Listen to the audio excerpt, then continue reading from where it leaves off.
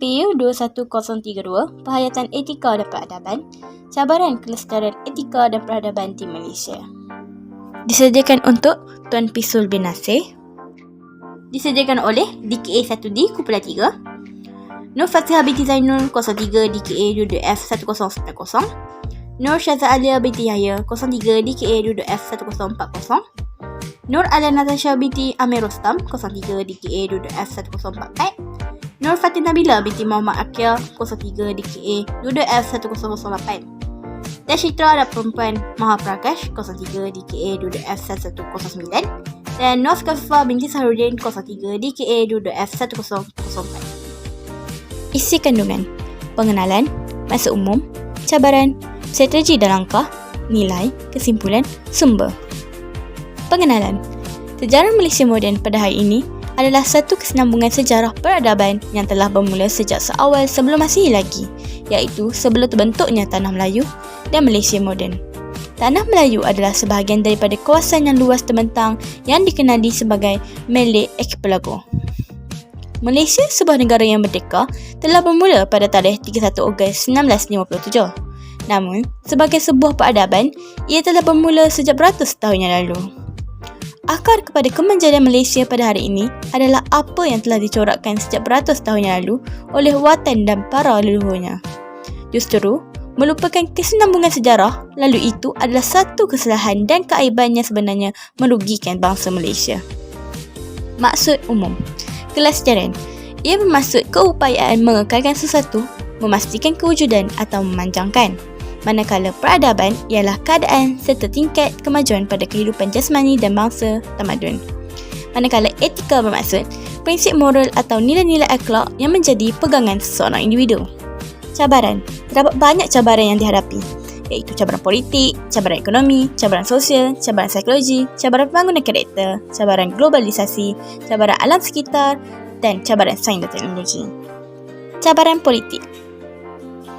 Politik ialah proses dan cara membuat keputusan untuk sesuatu kumpulan. Walaupun ia biasanya digunakan bagi merujuk kepada kerajaan, tingkah laku politik juga boleh didapati di korporat, akademik, agama dan institusi lain. Perkataan politik meminjam dari bahasa Belanda iaitu politik yang diakar dalamnya dari perkataan bahasa Yunani polis iaitu negara kota melalui terbitan politika kekotaan. Politik bukan hanya boleh menjatuhkan kerajaan yang kuat tetapi mampu melemahkan seluruh struktur dan elemen kuasa dan pentadbiran. Berikut adalah cabaran-cabaran besar yang mesti ditangani iaitu pembinaan budaya politik dan demokrasi matang, kebebasan bersuara dan pembinaan masyarakat sivil, kerajaan yang telus dan menjaga kepentingan nasional, literasi politik dalam kalangan masyarakat, celik sejarah dalam kalangan rakyat, mewujudkan sebuah negara bangsa, semangat cintakan negara dan kurangnya penghayatan dalam aspek kenegaraan, politik berasaskan kaum lawan politik pemufakatan, dan mengakui hak antara kaum seperti yang termaktub dalam Perlembagaan Persekutuan. Cabaran ekonomi. Ekonomi ialah kawasan pengeluaran, agihan dan perdagangan serta penggunaan barang dan perkhidmatan oleh ejen yang berbeza. Difahami dalam maksud terluasnya, ekonomi ditarifkan sebagai domain sosial yang menekankan amalan wacana dan ukapan bahan dikaitkan dengan pengeluaran, penggunaan dan pengurusan sumber. Cabaran ekonomi juga memberi impak kepada etika dan peradaban manusia. Dalam perspektif Melo dan Kohlberg, pemikiran etika tinggi berlaku apabila seseorang individu itu bebas dari kepentingan pribadi dan pihak lain. Tindakan dan keputusan etika yang dibuat adalah atas kesedaran diri yang tinggi. Bagaimanapun, cabaran etika dan peradaban kepada masyarakat pada hari ini adalah berkaitan dengan keperluan memenuhi keperluan dan kehendak yang masih belum dipenuhi. Antara cabaran ekonomi yang sedang dan akan terus dihadapi oleh pembangunan etika dan peradaban adalah mengurangkan jurang antara kaya dan miskin yang semakin melebar, mewujudkan peluang pekerjaan kepada rakyat dan generasi muda, pendatang asing dan sektor pekerjaan 3D, keseimbangan ekonomi bandar, luar bandar dan wilayah, pemberdayaan ekonomi bumi putera dan kaum-kaum lain, meningkatkan ekonomi, pengetahuan, inovasi, R&D. Cabaran sosial. Sosial ialah kata yang merujuk kepada hal-hal yang berkaitan masyarakat dan kemasyarakatan. Apabila membincangkan aspek etika dan peradaban dalam konteks pembangunan sosial, aspek agama tidak boleh dikesampingkan. Dalam perspektif pembangunan tamadun, manusia yang mempunyai kepercayaan beragama mempunyai sumbangan yang besar terhadap tamadun manusia. Ajaran dan nilai-nilai Islam boleh diringkaskan kepada prinsip umum yang mengamal segala kebaikan dan mencegah dari melakukan kejahatan. Konsep-konsep umum yang lahir daripada budaya masyarakat Melayu telah disesuaikan dengan amal kebaikan dalam ajaran Islam. Antara cabaran sosial yang dihadapi oleh pembangunan etika dan peradaban adalah isu-isu berkaitan integriti di pelbagai sektor awam dan swasta, pengukuhan perpaduan antara etnik dan integrasi nasional, bahasa Melayu sebagai bahasa ilmu dan pemersatu rakyat, penyebaran budaya barat, masalah sosial, pelbagai isu jenayah dan juvana, kurang penghayatan agama, toleransi dan dialog antara agama, kurang kecintaan terhadap ilmu dan pembelajaran sepanjang hayat. Cabaran psikologi dan pembinaan karakter. Psikologi adalah sains minda dan tingkah laku. Psikologi merangkumi kajian fenomena sedar dan tidak sedar, termasuk perasaan dan pemikiran. Ini adalah disiplin akademik dengan ruang lingkup yang sangat besar. Karakter ialah sifat ataupun ciri perwatakan yang membezakan seseorang daripada yang lain. Pembentukan karakter pada dasarnya adalah mendorong lahirnya masyarakat yang baik akan mendorong masyarakat untuk tumbuh dengan kapasitas komitmennya untuk melakukan pelbagai hal yang terbaik dan melakukan segalanya dengan benar. Depan memang bergantung kepada keutuhan jati diri sesebuah bangsa, kata Syahrudin pada tahun 2016. Tanpa jati diri yang kukuh dan ampuh, sesuatu bangsa itu akan ketinggalan jauh ke belakang. Keutuhan jati diri adalah nilai-nilai dalaman yang kuat dan kukuh seperti rajin, yakin diri, positif, kreatif, inovatif, gigih, bersih, jujur dan berintegriti yang dapat diterjemahkan menerusi nilai-nilai luaran. Antara isu-isu penting berkaitan cabaran psikologi dan pembinaan karakter adalah seperti berikut. Pembinaan jati diri bangsa Malaysia, mengurangkan stereotip, prejudis, etnosentrism dan bias antara kaum. Meningkatkan semangat kesatuan dalam kepelbagaian seperti budaya dan nilai bersama yang boleh dikongsi.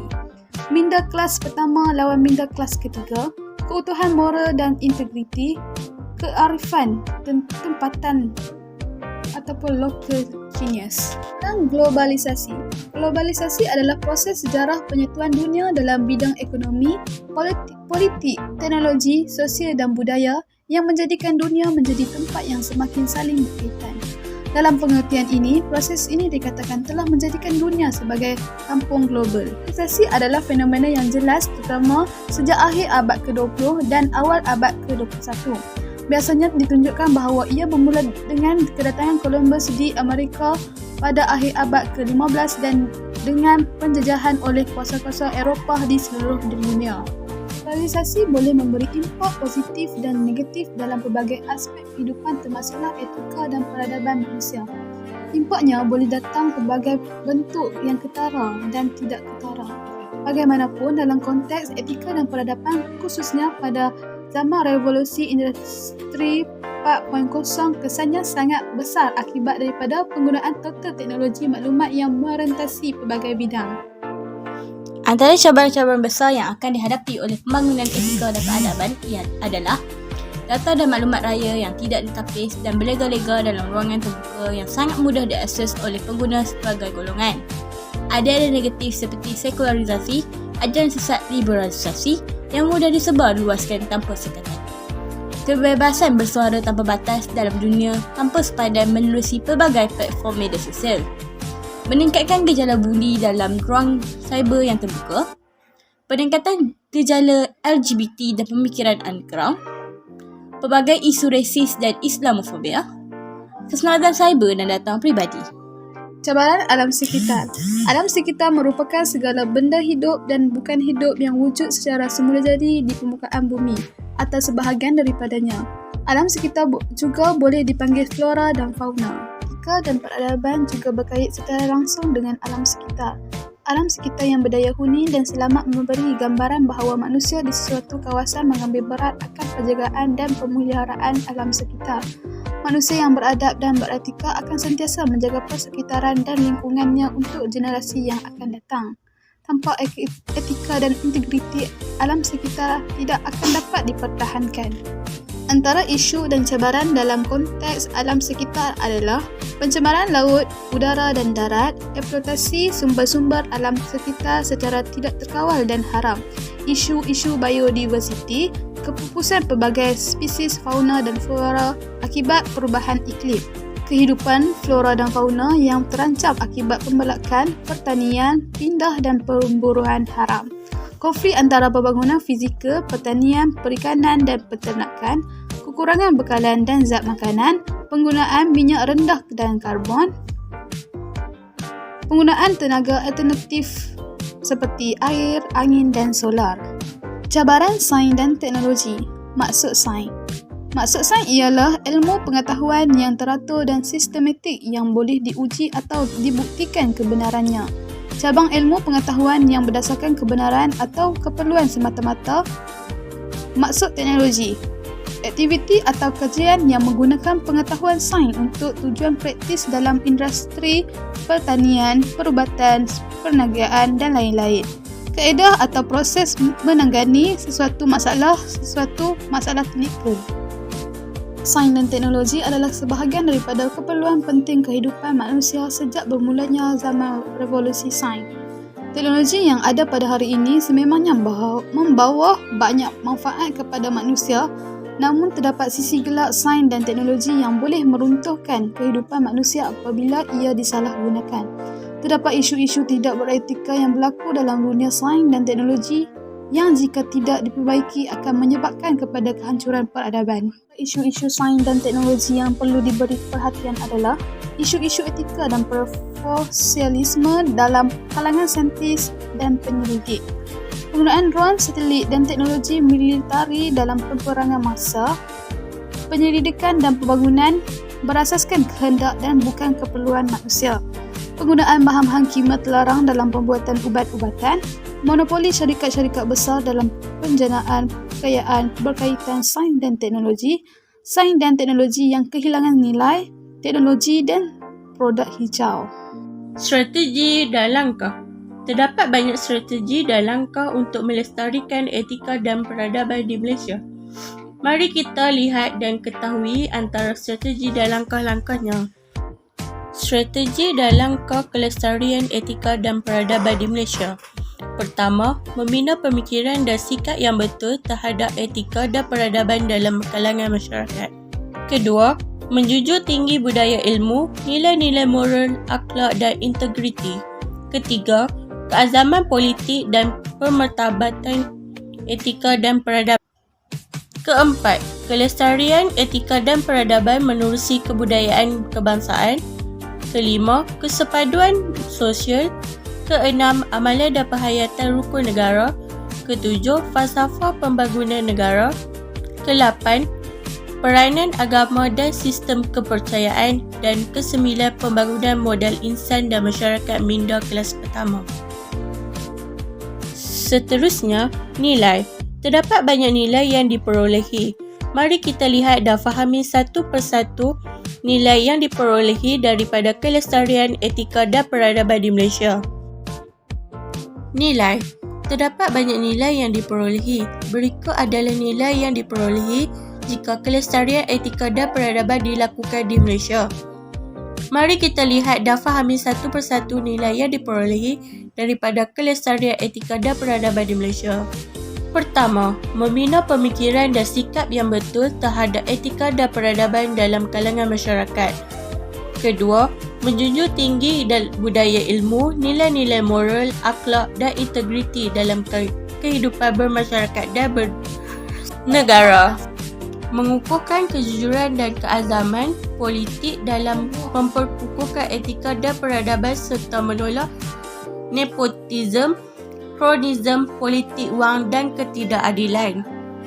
Memiliki minda kelas pertama sebagai suatu strategi membangun sebuah negara yang progresif dan berkemajuan.